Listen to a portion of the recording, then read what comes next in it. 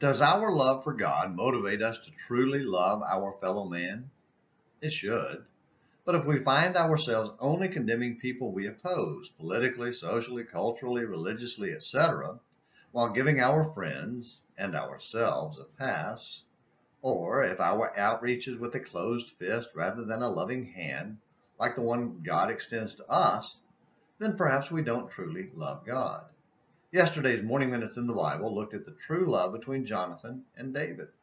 If all we can think about when we read 1 Samuel 20 is how to prove it wasn't a homosexual relationship, rather than how to emulate their selfless dedication to one another, then we need to pay close attention to today's Morning Minutes in the Bible on Throwback Thursday. To Be or Not Be Seen by Robert F. Turner from Plain Talk Magazine, April 1976. Did Jesus contradict himself in the Sermon on the Mount? He said, "Ye are the light of the world. A city that is set on a hill cannot be hid.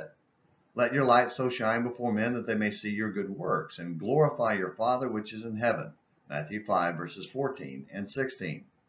But later he said, "Take heed that ye do not your alms before men to be seen of them. Otherwise ye have no reward of your Father which is in heaven." Chapter 6, verses 1 and following. To be seen of men indicates a self-glorifying motive, doing things with no genuine desire to serve God or other men. This is labeled exactly what it is: hypocrisy. By such, we deceive ourselves most often, perhaps a few others, but never fool God. Hypocrisy is not true light in the first place. It has no heavenly reward, only praise of deceived men. Regarding the first verses, true light will shine. That is its nature. If we will concentrate on being true lights rather than on being seen, the light will make known its presence.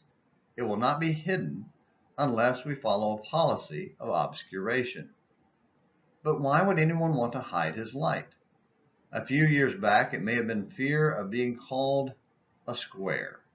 Now, it may be a desire to be thought free or uninhibited.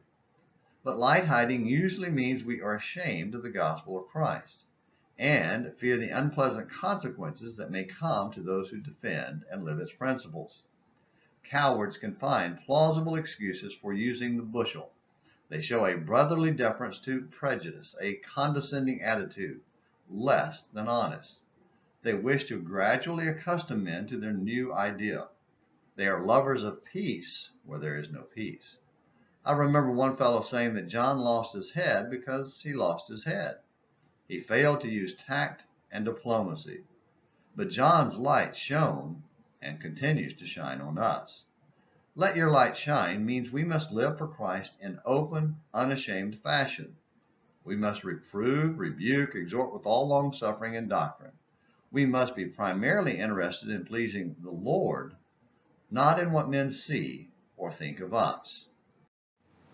Thank you for those thoughts, Roberts, and for your personal example. Those who knew him know he lived it out at great risk to his reputation among his own brethren. What about us? And I'm speaking primarily to my fellow preachers right now, though this applies to anyone claiming to be a child of God. Do we want to make sure the world knows our opposition to sin because we love their souls like God does? Or because we don't want our fellow preachers and brethren to think we're soft on the ones they've pushed to the top of the list? Those aren't the same motives. So which one is yours? Well, thanks for watching today's Morning Minutes in the Bible on Throwback Thursday. Until tomorrow, this is James McClenny hoping you have a great day.